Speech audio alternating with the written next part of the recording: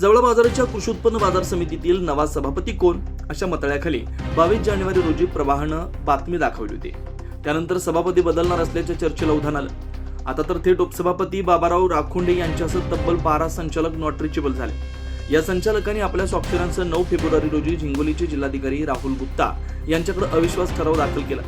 जिल्हाधिकारी यांच्याकडे अविश्वास ठराव दाखल केला असल्यानं उद्या 13 फेब्रुवारी रोजी वसमत इथं यावर विचार विनिमय केला जाणार आहे.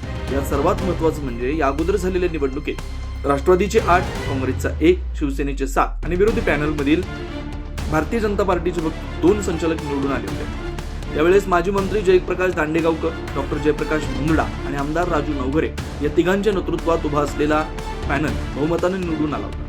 त्यामुळे याच पॅनलमधील शिवसेनेचे शिवाजी भालेराव यांना 2.5 वर्षासाठी सभापती तर राष्ट्रवादीचे बाबाराव राखोंडे यांना 2.5 वर्षासाठी उपसभापती ठरल्याचं बोललं जात होतं. त्यानंतर आता कार्यकाळ संपला पण सभापतीची काही खुर्ची मात्र शोभेल. यामुळे उपसभापतीसह इतर 12 संचालकांनी सभापतीवर अविश्वास ठराव दाखल केला. यावर कोणती कारणं देत असा ठपका ठेवला ते पण पहा.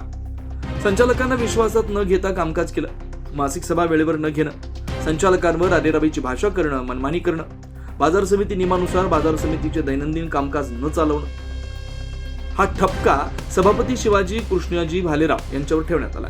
13 फेब्रुवारी रोजी वसमत इथं विशेष सभेचं आयोजन करण्यात आलं.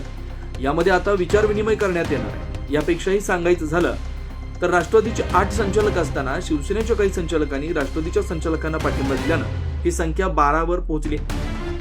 दुसरीकडे आज घडीला 2 शिवसेना असल्यानं यातील काही संचालक निवडून आले तेव्हा डॉक्टर मुंदडा यांच्या मर्जीतले होते. आता तेच काही संचालक शिंदे सेनेच्या जिल्हा प्रमुखांच्या संपर्कात आहेत. जेव्हा निवडणूक झाली तेव्हा एकच शिवसेना होती.